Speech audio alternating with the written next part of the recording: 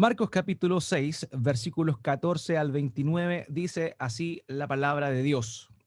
Oyó el rey Herodes la fama de Jesús, porque su nombre se había hecho notorio, y dijo, Juan el Bautista ha resucitado de los muertos, y por eso actúan en él estos poderes.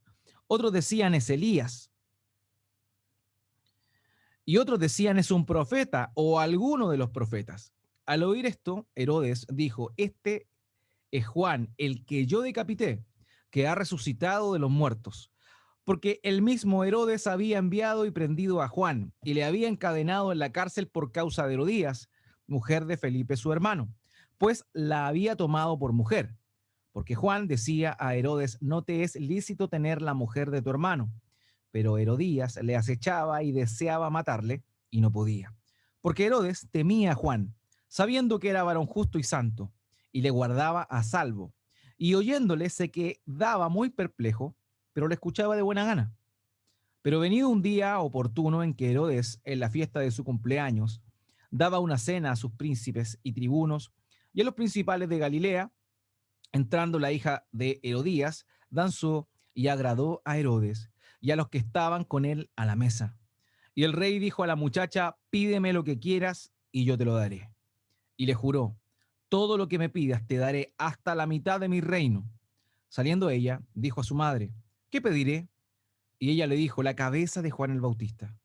Entonces ella entró prontamente al rey y pidió diciendo, quiero que ahora mismo me des en un plato la cabeza de Juan el Bautista.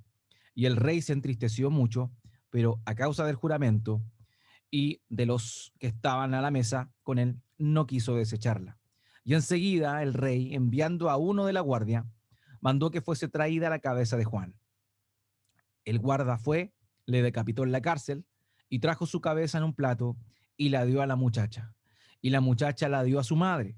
Cuando oyeron esto, sus discípulos vinieron y tomaron su cuerpo y lo pusieron en un sepulcro. Quiero invitarle, por favor, a que me acompañe en oración para que nuestro Dios nos guíe esta mañana al reflexionar en su palabra. Padre, Dios eterno, Dios soberano, Rey de todo. Tú gobiernas todo, todo, todo es tuyo. Nuestras vidas son tuyas. Toda criatura, todo ser viviente te pertenece.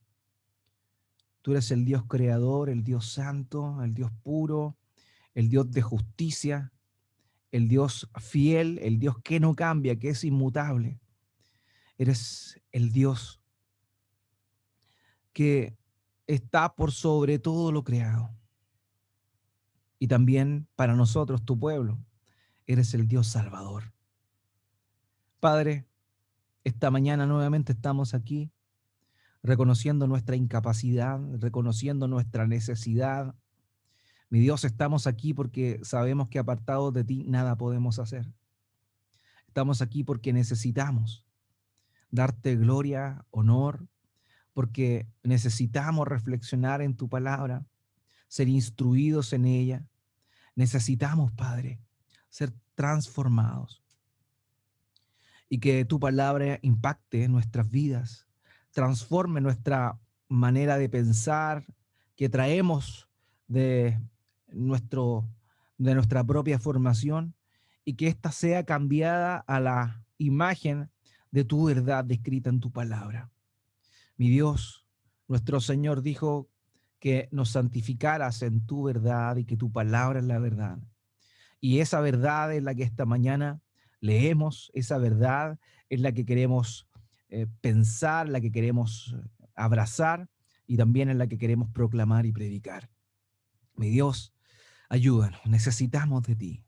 Que tu Espíritu Santo nos convenza, nos redarguya, confronte nuestras vidas si estamos obrando mal y que podamos volvernos a ti para poder cumplir con tu voluntad, con aquello que tú has determinado para nosotros, para que hagamos, cumplamos el propósito con el cual tú nos llamaste. Mi Dios, queremos ser fieles testigos de ti, pero necesitamos de tu ayuda, necesitamos de tu Espíritu Santo, primeramente para comprender tu verdad, pero también para proclamar tu verdad. Mi Dios, como pastor, humildemente esta mañana te pido dirección, te pido que guíes mis labios para poder anunciar tu verdad, para poder exhortar, animar, em, confortar, consolar, conforme a lo que tu palabra nos muestra. Mi Dios, gracias porque tu Espíritu Santo obra a pesar de mis falencias, a pesar de mi ignorancia en muchas cosas, tú obras. Y te pido, mi Dios, que aquello que yo no puedo hacer, lo haga tu Espíritu Santo, lo haga tu Espíritu Santo en el corazón de mis hermanos. Yo no tengo ningún poder, pero tu palabra sí, y tu Espíritu Santo lleva tu palabra a la madurez de mis hermanos y también la mía. Te agradezco, mi Dios, por este privilegio de poder honrar tu vida, honrar tu ser, honrar tu palabra, predicándola. Gracias por este privilegio en el nombre de Jesús. Amén y amén. Amén. Bueno, nadie puede negar que el tiempo que estamos viviendo es un tiempo demasiado subjetivo. Es un tiempo donde ya no existe certeza de la verdad.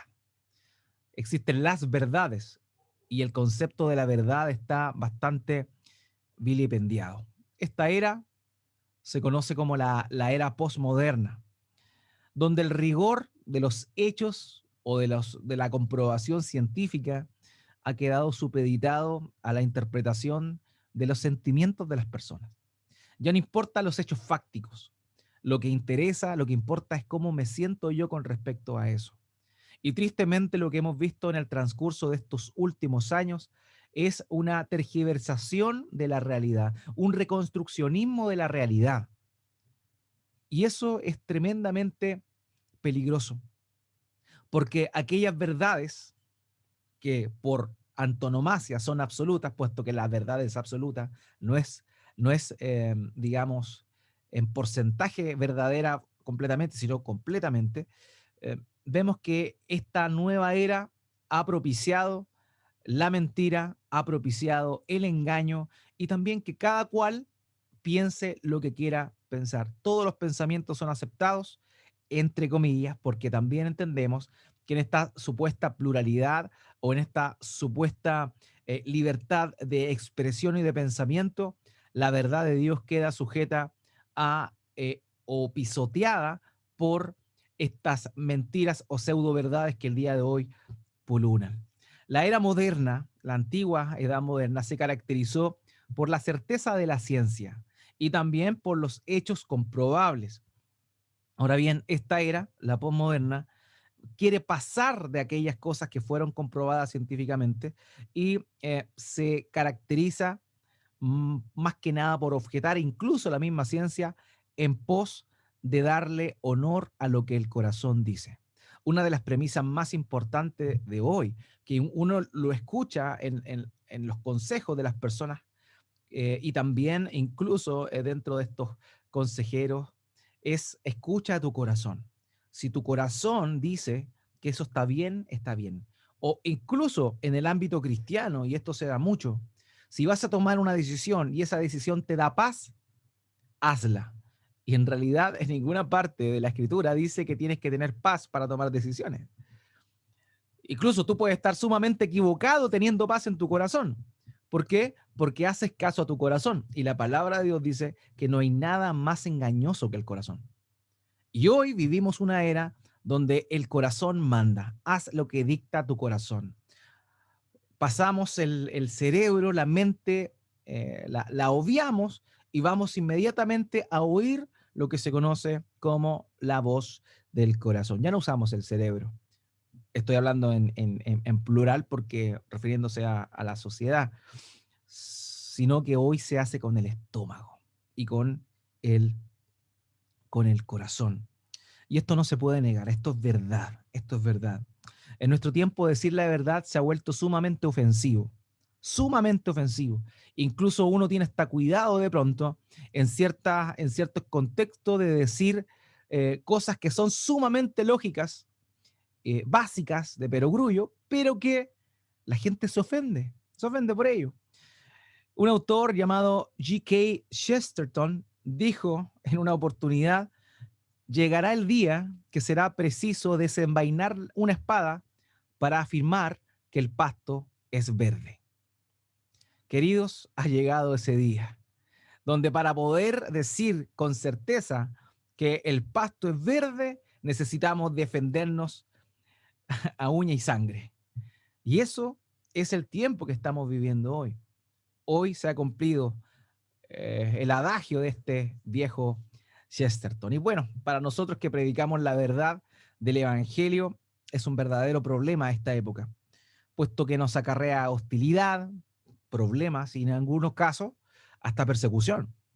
Y eso es algo que vemos cotidianamente en nuestras vidas, en nuestro entorno. Si somos cristianos que predicamos la palabra de Dios, si somos cristianos que hablamos la verdad de Dios, no como nuestra verdad, sino como una verdad absoluta que proviene de Dios, somos tildados, somos despreciados, somos desechados y también muchas veces somos incluso hasta perseguidos por nuestro pensamiento que proviene no de nosotros, sino de la palabra de Dios. Ahora, la pregunta que nos hacemos: ¿qué nos espera por predicar la verdad? ¿Cuáles son los riesgos de predicar la palabra de Dios? ¿Es verdaderamente o vale la pena realmente predicar o hablar lo que es correcto, ser fiel a la verdad? ¿Qué nos dice la Biblia al respecto, hermanos? Y hoy vivimos un tiempo en el cual este pasaje nos va a ayudar a poder cimentarnos sobre la palabra de Dios para tener una postura firme y clara. En este pasaje que acabamos de leer, vamos a encontrar las respuestas a estas preguntas en la vida y más precisamente en la muerte de Juan el Bautista. El título de la prédica de esta mañana es El costo de la verdad, y en ella vamos a ver tres verdades sobre el predicar el evangelio en esta era. Tres verdades sobre predicar el evangelio en esta era, perdón. El costo de la verdad. Lo primero que vamos a ver, la primera verdad con respecto a predicar el evangelio, es que no debemos acostumbrarnos a ser bienvenidos. Esa es la primera verdad. La segunda, decir la verdad confronta a los pecadores. Ese es el segundo punto. Decir la verdad confronta a los pecadores. Y en tercer lugar, amados, decir la verdad traerá consecuencias. Esos son los tres puntos que podemos extraer de este segmento que acabamos de leer. Entonces, en primer lugar, no te acostumbres a ser bienvenido.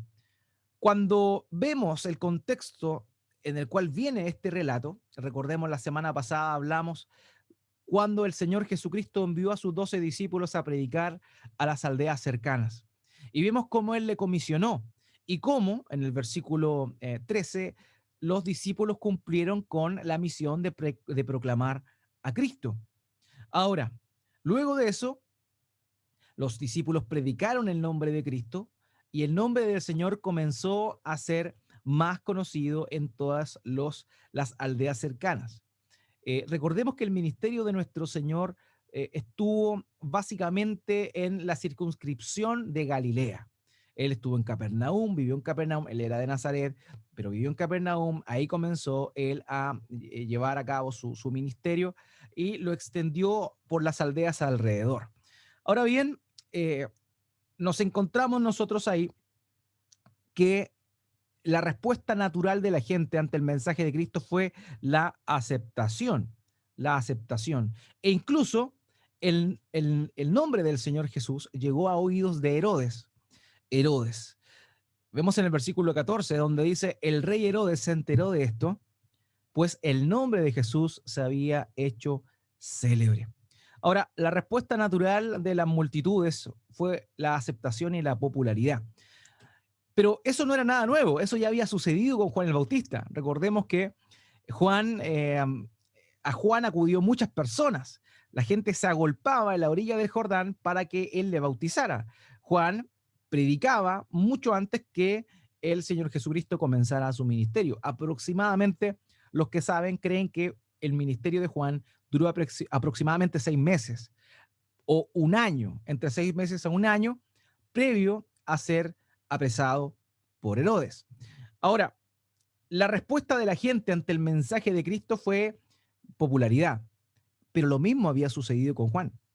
En Marcos capítulo 1, versículo 5, pasaje que mencionamos hace mucho tiempo ya, eh, dice lo siguiente: acudía a él toda la región de Judea. Note bien las palabras, toda la región de Judea. Y toda la gente de Jerusalén, y confesando sus pecados, eran bautizados por él en el río Jordán. Aquí está hablando de Juan. Juan tenía una gran popularidad. Juan era un hombre que arrastraba masas. Era un hombre que llamaba mucho la atención, no tan solo por su vestimenta y por su dieta, la cual era obviamente muy extraña, sino también por el mensaje que predicaba y por la obra que hacía de bautizar. Era interesante eso porque era algo totalmente contra cultura. Los judíos tenían un bautismo, entre comillas, el cual hacían ellos cuando algún gentil, es decir, alguien que no era de nacionalidad judía, se convertía al judaísmo y ellos le obligaban a bautizarse o a sumergirse en agua, a ser rociados por agua. Eso era algo que hacían comúnmente los judíos con aquellas personas gentiles, es decir, extranjeros que no eran judíos, que se convertían al judaísmo. Pero lo que hizo Juan fue lo contrario, fue llamar a los judíos a que se arrepintieran y se convirtieran. Y eso fue realmente contracultura, pero eso produjo una popularidad que generó que las multitudes se acercaran a Juan el Bautista. Ahora bien, mucha gente se sintió atraída hacia la persona de Juan, y lo mismo sucedió con el Señor. Incluso la gente empezaba a especular ya, dado el nivel de popularidad, quién era Jesús, quién era el Señor. Y en el versículo 14 al 15 del pasaje que acabamos de leer, dice: y el rey Herodes se enteró de esto, pues el nombre de Jesús se había hecho célebre, y la gente decía, note bien, Juan el Bautista ha resucitado de entre los muertos. Por eso es que estos poderes milagrosos actúan en él. Pero otros decían es Elías, y decían otros es un profeta, como uno de los profetas antiguos. Ahora bien, cuando el mismo Herodes ve a Jesús o sabe de Jesús, tiene noticia de Jesús, piensa que era Juan el Bautista quien hace un tiempo él había mandado decapitar. Y es aquí donde Marcos retrocede, hace un pequeño retroceso, lo que en literatura se llamaría como un flashback, pero un poquito más extenso. Eh, Hace un retroceso a algo que ya había sucedido, es decir, lo que va a comentar de la muerte de Juan ya había sucedido hace algún tiempo. No era en ese momento, sino que ya había sucedido en algún tiempo. Ahora, ¿se acuerda de él? ¿Ya? Ahora, ¿quién era este Herodes? Este era Herodes Antipas. No es el mismo Herodes que mandó a asesinar a los niños cuando el Señor Jesucristo nació. Ese era Herodes el Grande, el padre de Herodes Antipas. ¿Ok? Este Herodes es Herodes Antipas, entonces. Ahora, luego de la muerte de su padre, de Herodes el Grande, Roma mandó a que todo la jurisdicción que Herodes tenía pasase a cargo de sus hijos. Uno de sus hijos era Herodes Antipas, el que estamos hablando aquí. Y él solamente había sido comisionado como tetrarca de una región de Galilea y de Perea. Ese era el lugar donde él administraba, por así decirlo, era regente. Ahora, Roma nunca lo reconoció a él como rey, pero él obligó a la gente a que le reconocieran como rey. O sea, él era un rey entre comillas. Obligaba a la gente que le llamara rey, pero no era rey porque Roma nunca lo reconoció como un rey, pese a que su padre sí había sido reconocido. Ahora, una de las preguntas que podemos hacernos: ¿por qué razón Herodes confundió al Señor con Juan? ¿Qué similitudes habían? ¿Qué similitudes habían? Y la primera que acabamos de mencionar es que Juan y Jesús tenían en común esta particularidad de atraer a la gente. Las multitudes le seguían. Tanto a Juan el Bautista como al Señor Jesucristo las multitudes le seguían, fueron populares. Pero el segundo punto, y creo yo el más importante, que llevó a Herodes a confundir a Juan el Bautista con Jesús, fue el mensaje que predicaba. En Mateo capítulo 3, versículo 1 al 2, dice lo siguiente con respecto al mensaje que Juan predicaba. Dice, en aquellos días llegó Juan el Bautista predicando en el desierto de Judea diciendo, note bien, arrepiéntanse porque el reino de los cielos se ha acercado. O sea, la predicación de Juan el Bautista era arrepiéntanse porque el reino de los cielos se ha acercado. Un capítulo más adelante, en Mateo capítulo 4, versículo 17, cuando el Señor Jesucristo comienza su ministerio, aparece descrito aquí en Mateo las siguientes palabras. Desde entonces Jesús comenzó a predicar, arrepiéntanse porque el reino de los cielos se ha acercado. Hermanos, Juan y Jesús tenían el mismo mensaje, la misma predicación. El Señor Jesucristo viene a continuar lo que ya había comenzado Juan el Bautista. El mismo mensaje. Y por ese motivo es que cuando Herodes escucha que Jesús está predicando, trae a su memoria la persona de Juan, quien él había asesinado, puesto que hablaba lo mismo, decía lo mismo. Estas dos figuras, Juan el Bautista y el Señor Jesucristo, tenían la misma postura frente al pecado, frente al pecado. Ahora bien, ¿qué podemos extraer de esto? Podemos decir lo siguiente, hermanos, si predicamos la verdad, no debemos sorprendernos de que algunas personas vayamos a caerle en gracia. Eso es normal. Algunas personas que no son creyentes van a escuchar el mensaje del Evangelio, van a oír el mensaje del Evangelio y les puede hasta sonar simpático que uno les diga ciertas cosas. Eso puede suceder, ¿ya? Ahora bien, el punto es que debemos saber que eventualmente esa popularidad o esa buena disposición o buena voluntad para con el mensajero del Evangelio va a terminar. Lo mismo le pasó a los discípulos. Los discípulos fueron llenos del Espíritu Santo en Hechos capítulo 2 y ya en Hechos capítulo 7 vemos que matan a Esteban. Matan a Esteban y comienza una persecución de parte de los judíos a todos los cristianos que eran gentiles, es decir, que eran judíos pero que venían de otros lugares. De manera que tenemos que tener certeza de eso. ¿Podemos caerle bien a la gente? Sí, le vamos a caer bien. De hecho, vemos aquí en el texto que incluso el mismo Juan había encontrado gracia a los ojos de Herodes. Herodes lo protegía incluso, luego de haberlo tomado preso. Pero llegó el momento en que esa popularidad o esa buena voluntad para con el mensajero del Evangelio iba a terminar. Hermanos, yo no puedo eh, mentirles a ustedes. Yo no puedo decirles que por creer el Evangelio y por hablar el Evangelio de la verdad, ustedes no van a ser perseguidos o no van a ser eh, despreciados, desechados, ignorados. No, no es así. Y yo creo que esa es una de las cosas que muchos creyentes no comprenden bien. Y por ese motivo se desaniman en el evangelismo. No evangelizan porque piensan que, o creen, o ven, o han visto más bien, que cuando han predicado el evangelio, las personas como que le hacen la cruz, los ignoran. Entonces, para no caer en eso, para no sentirse despreciados, para no sentir que ahora hay una presión sobre ellos, lo que hacen es no predicar más. Se desaniman. Pero nosotros no debemos actuar así, porque debemos saber, y la palabra de Dios es clara en decirnos, que pese a que haya en un principio una buena voluntad para con nosotros, puesto que predicamos el mensaje de Cristo, en algún momento llegará la tensión y llegará la persecución. El costo de la verdad, amados míos, es grande, es grande, es grande. Los mismos discípulos que fueron llenos del Espíritu Santo, que sanaron a multitudes, que liberaron endemoniados, que en el caso de Pablo resucitó muertos, pero todas esas personas fueron muertas por creer en Cristo. ¿Cómo terminó el apóstol Pablo? Decapitado.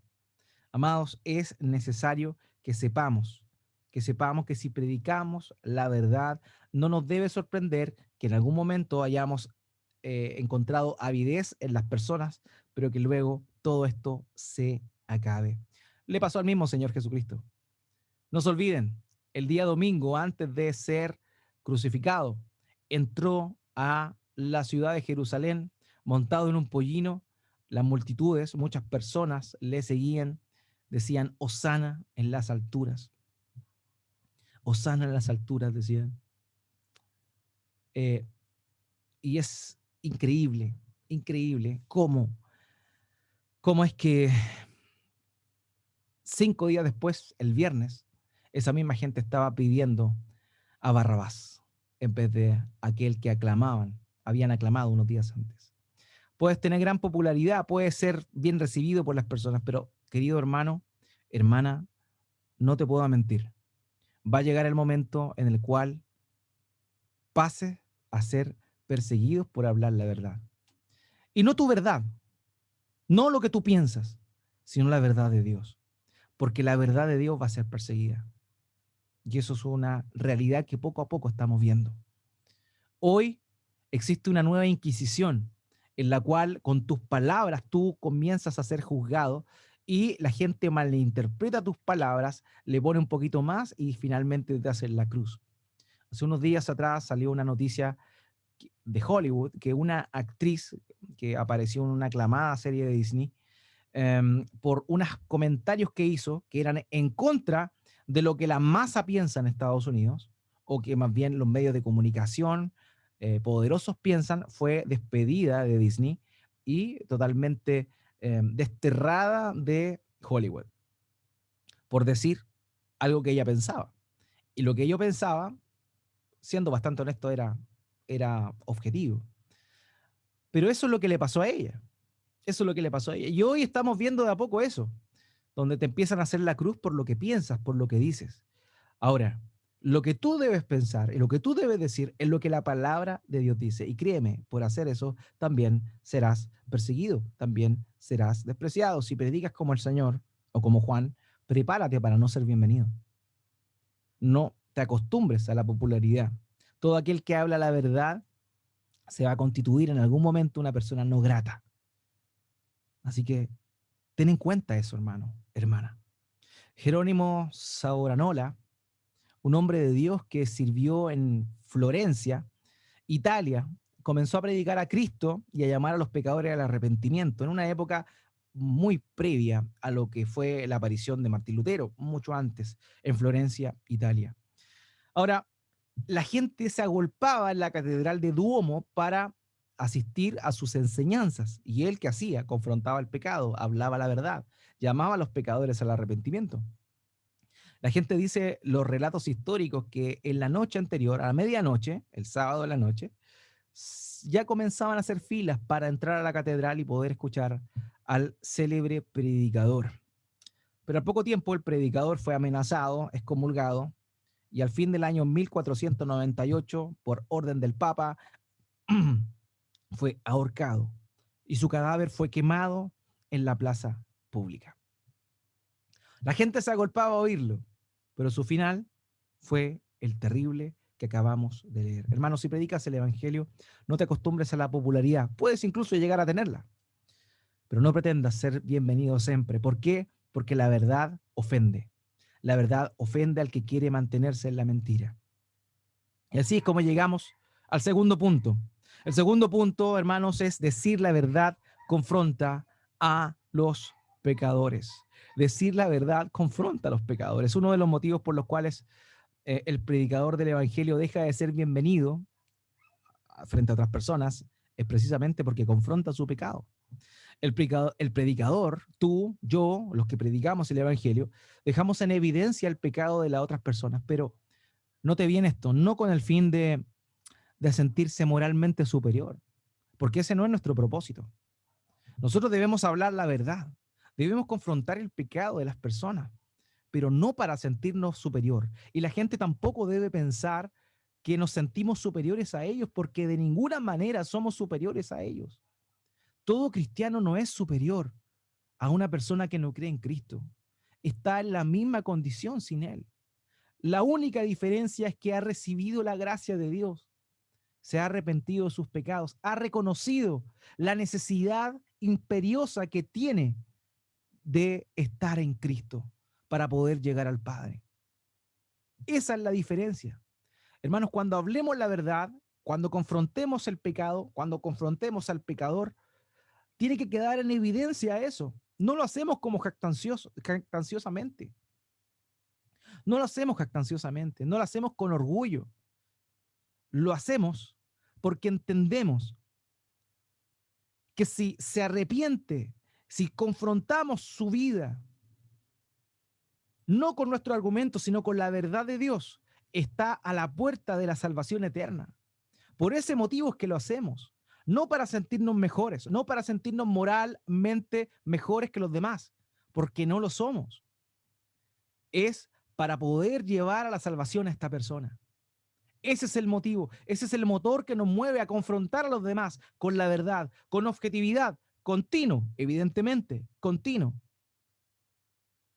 La verdad debe ser entregada con sabiduría, sazonada con sal, pero no sin mantener firme la voz y los argumentos de la palabra de Dios. No te viene ese equilibrio perfecto que debemos tener, amados.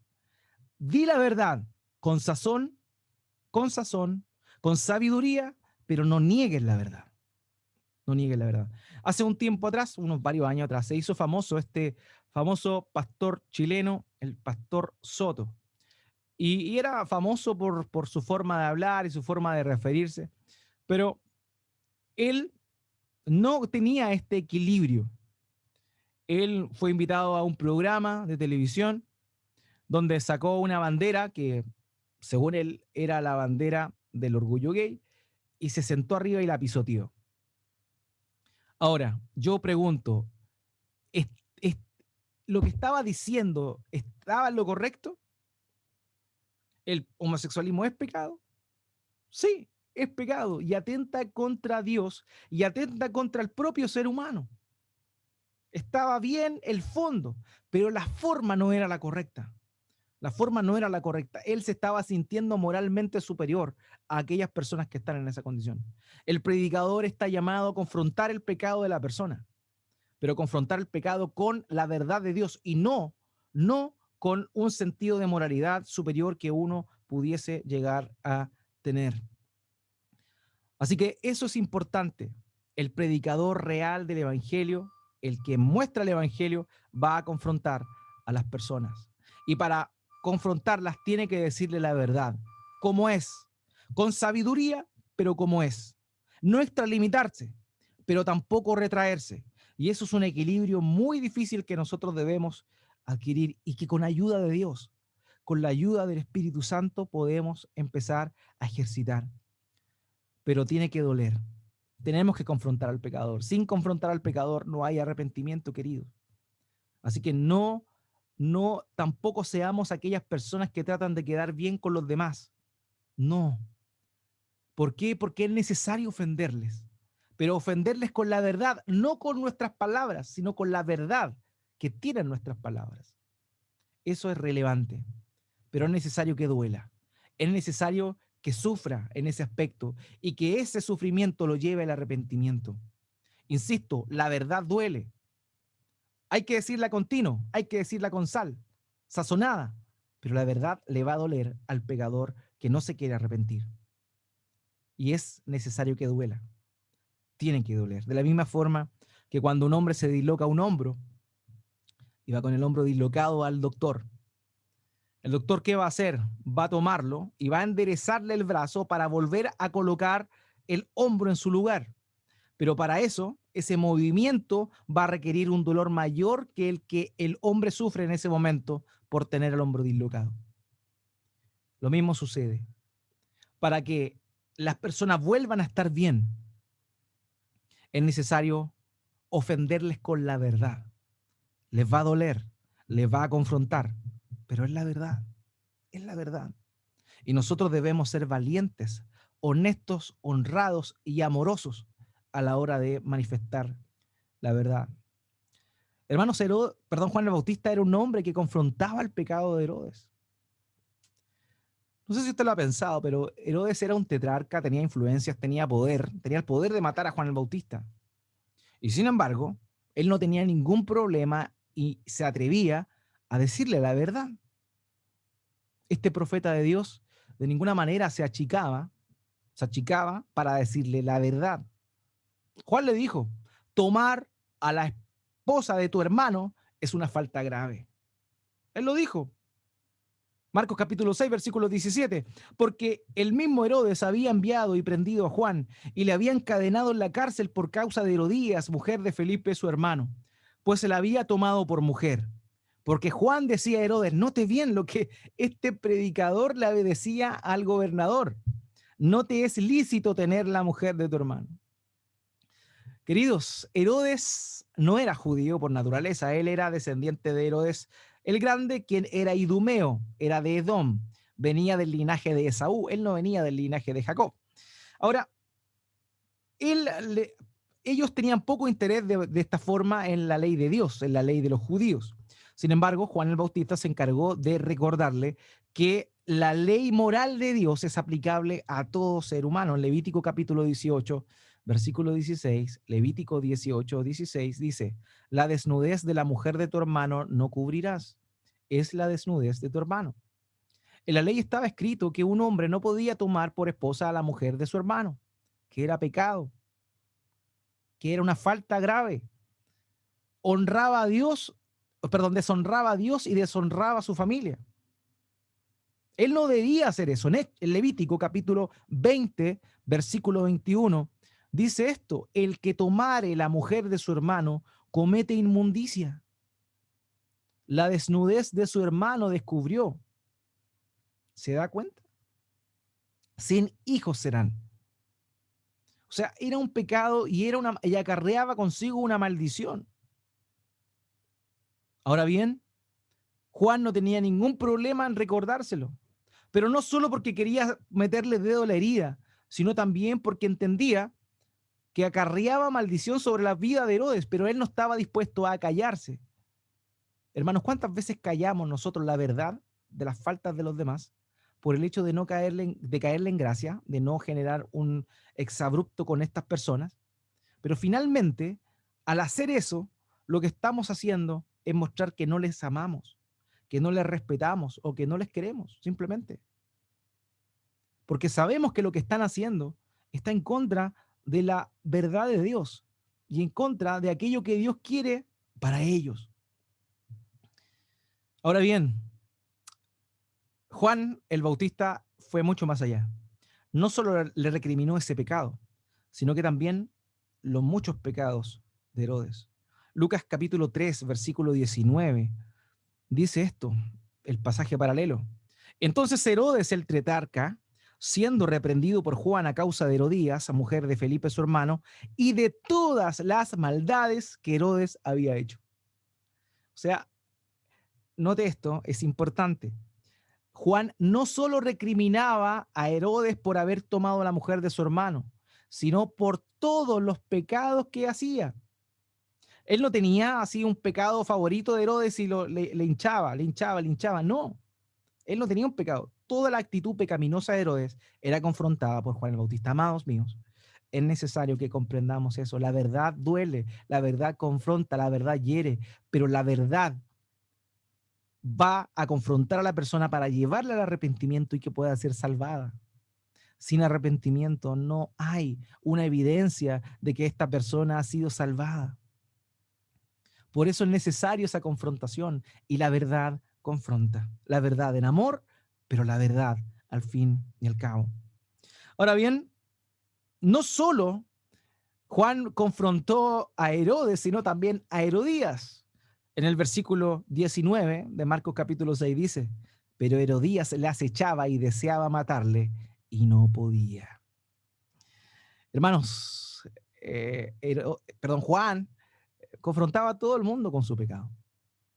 Era un hombre que confrontaba a todo el mundo, porque el pecado era un pan de cada día en la mesa de Herodes. Toda esa casa, toda esa familia estaba infestada de pecado. Y Juan no tuvo problema en hacérselo notar. No como un agente moral superior, pero sí como un mensajero, como un emisario de la verdad de Dios. Note bien, Herodes, en este pequeño relato que hemos leído, no solo se había casado con la esposa de su hermano, hacía fiestas en las cuales quedaba sumamente borracho, y esto era cosa continua, no era algo particular. Y no conforme con ello, en el mismo texto dice que miró con lujuria tanto a su sobrina, hija de su nueva esposa, que luego del baile tipo striptease que le hizo, quedó tan apasionado, tan acalorado, y entre el vino y la lujuria le dijo, ¿sabes qué? Pídeme lo que quieras y yo te lo voy a dar. Imagínense la vida que estaban viviendo esa familia. Ahora bien, a este tipo de personas le predicaba Juan. ¿A qué tipo de persona le predicas tú? ¿Confrontas los pecados de las personas? ¿Le llaman la atención ante eso? Con sabiduría, con amor, pero confrontando el estado en el cual se encuentran. Amados, la verdad confronta, la verdad confronta. Y decir la verdad confronta a aquellos que viven engañados en la mentira. Pero esta verdad, les vuelvo a repetir, no es la que tú y yo creemos, sino la que Dios ha establecido. Y ante esa verdad no hay nada que podamos hacer. Es la verdad. No es una verdad, no es una visión, es la verdad. El Señor Jesucristo dijo, yo soy el camino, la verdad y la vida. Amados, decir la verdad va a confrontar. Y la verdad de Dios dice que un hombre, aunque se sienta mujer, sigue siendo hombre.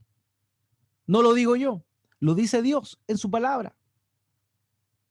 La verdad de Dios dice que abortar es asesinar a un ser humano indefenso y no tiene nada que ver con un derecho de la mujer sobre su propio cuerpo. Esa es la verdad. Esa es la verdad. Hermanos, la verdad dice que una infidelidad no es simplemente una aventura, sino que es el rompimiento del pacto que se hizo con el cónyuge y además con Dios.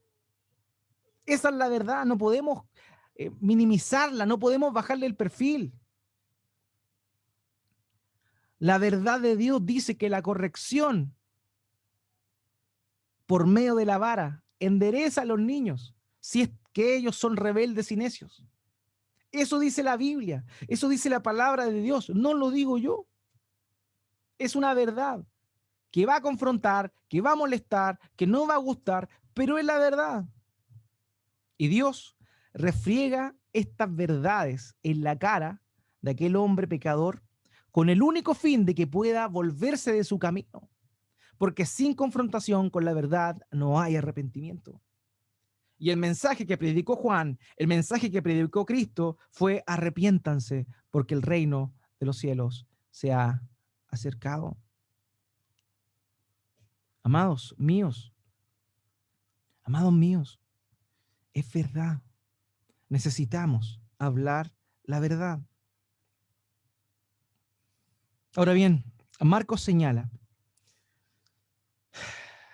que la verdad confronta cuando sale de los labios, pero también confronta la vida de la persona que está diciendo la verdad. En el versículo 20, note bien lo que dice. Porque Herodes temía a Juan sabiendo que era varón justo y santo, y le guardaba a salvo y oyéndole se quedaba muy perplejo, pero le escuchaba de buena gana.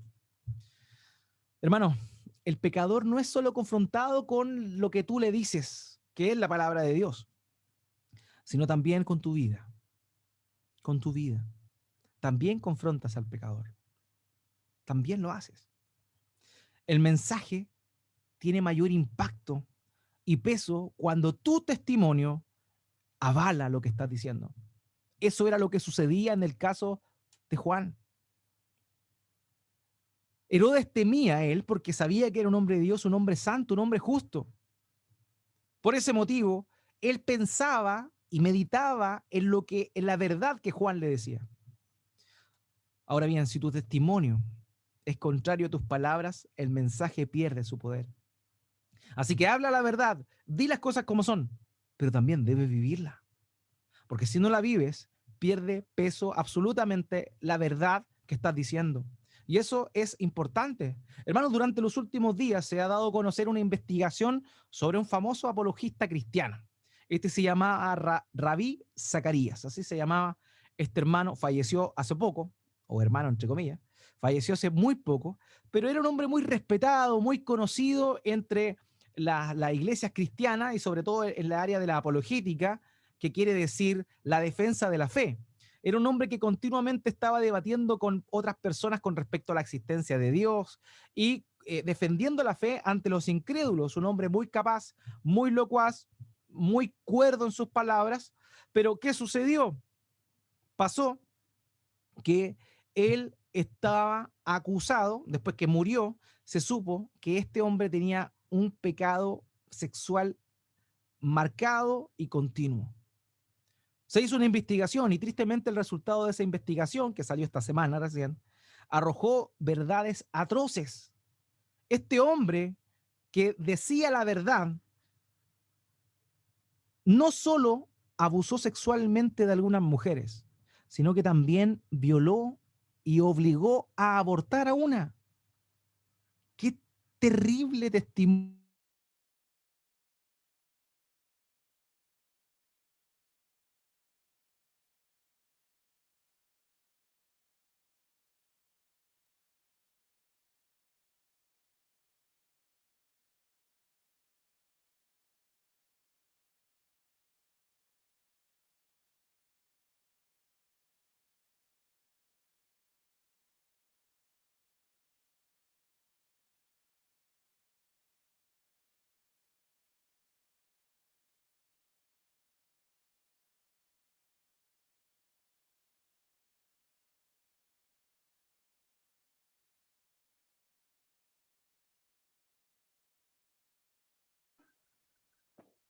Ahí sí, disculpen, se me cayó el computador.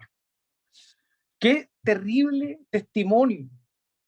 Yo de verdad no creo, honestamente, que que fueron, esas mujeres que fueron abusadas, hayan pensado de este hombre que era un varón justo y santo. De manera, hermanos míos, que nuestra vida y predicación debe ser eh, una misma. Debemos confrontar a los pecadores con la verdad, pero también debemos predicar y vivir esa verdad. ¿Por qué? Porque esa verdad, hermano, es la que nos sacó del foso más profundo del abismo, de la mentira, del pecado y de la destrucción. Hermanos, esa verdad que nos confronta es aquella que nos liberó de una eternidad alejado de Dios, en destrucción, en condenación. Amados míos, estamos hablando la verdad, estamos confrontando a las demás con su pecado, estamos siendo consecuentes con la predicación.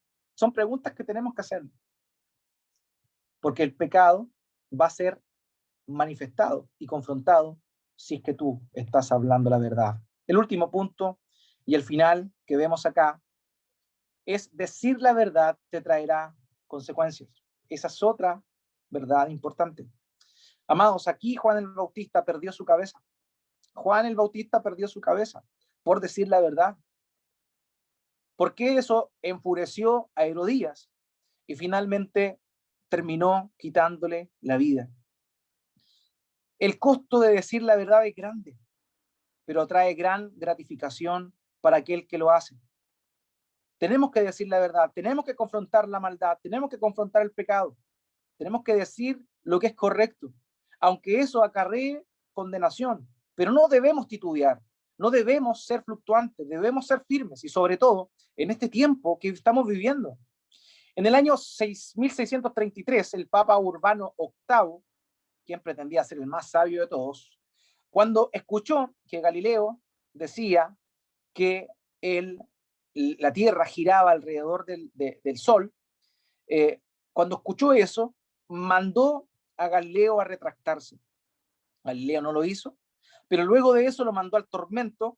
Este hombre de 70 años sufrió muchas veces, lo estiraban, lo castigaban mucho, con el fin de quebrantarlo. Finalmente fue obligado a negar todo lo que había dicho, y decir las siguientes palabras. Galileo dijo: yo, Galileo, a los 70 años de edad, arrodillado ante sus eminencias y teniendo ante mis ojos los santos evangelios que toco con mis propias manos, abjuro, detesto y maldigo el error y la herejía del movimiento de la tierra. Galileo no fue capaz de soportar la presión por decir la verdad y finalmente se terminó retractando. Hermano, ¿tú te terminarás retractando?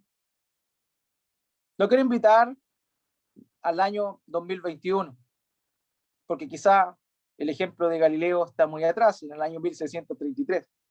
Quiero hablarle de la segunda quincena de febrero del año 2021, donde un famoso escritor, pastor creo también, llamado Max Lucado, le envía una carta a una iglesia que había predicado, donde había predicado en el año 2014.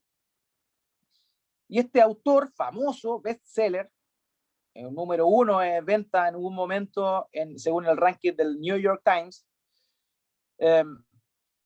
pide perdón a la comunidad LGTB por haber predicado el año 2014 que Dios está airado contra el pecado de la homosexualidad. Ahora él dice, esta semana, recién, señala que no fue apropiado lo que dijo y que Dios tiene muchos hijos, entre ellos se encuentran los de la comunidad LGTB. Él también se retractó de la verdad. Él también dio paso atrás, de la misma forma que Galileo, amados. De la misma manera. Pero tú, ¿vas a hacer lo mismo? ¿Vas a claudicar ante la verdad por miedo a perder algo? Yo creo que tú y yo debemos ser firmes en la verdad, llamar a los pecadores al arrepentimiento por la misericordia de Dios, con amor, con un sentido de urgencia, pero de amor por sobre todo. Porque eso es lo que debemos sentir por estas personas. Amor. Amor. Porque si no le decimos nada, se van a ir al lago de fuego y azufre. Aunque quizás seamos molestos para ellos, pero el solo hecho de decirle la verdad puede traer salvación a sus vidas. Amados, proclamemos la verdad al costo que sea, al costo que venga. Proclamemos la verdad. Ese es el costo de decir la verdad. Quiero terminar con un pasaje. Hebreos capítulo 11, versículo 36 al 38. Con respecto a hombres de fe, hombres que vivieron en la verdad, hombres que experimentaron el sufrimiento por ser firmes ante la verdad. Versículo 36 al 38. Otros experimentaron vituperios y azotes, y además de esto, prisiones y cárceles, fueron apedreados, aserrados, puestos a prueba, muertos a filo de espada, anduvieron de acá para allá, cubiertos de pieles de ovejas y de cabras, pobres, angustiados, maltratados, de los cuales este mundo no era digno, errando por los desiertos, por los montes, por las cuevas y por las cavernas de la tierra. Amado, así andaban los hombres fieles a la verdad. Debemos ser fieles a la verdad y debemos asumir el costo por predicarla. Así que, amados míos, ese es el llamado para esta semana. Que Dios nos dé la valentía, nos dé el coraje, pero también el amor, para proclamar la verdad, pese a todo aquello que pueda acarrear, decir la verdad a aquellos que se encuentran sin Cristo. Hermanos, es un privilegio predicar la verdad del Evangelio. Pero para agradar a las personas no podemos mentir y no podemos callar. Que Dios nos ayude, que su Espíritu Santo nos haga testigos fieles de Él y que podamos glorificar su santo nombre a través de proclamar la verdad del Evangelio. Quiero invitarle a que podamos orar a nuestro Señor. Padre bendito, gracias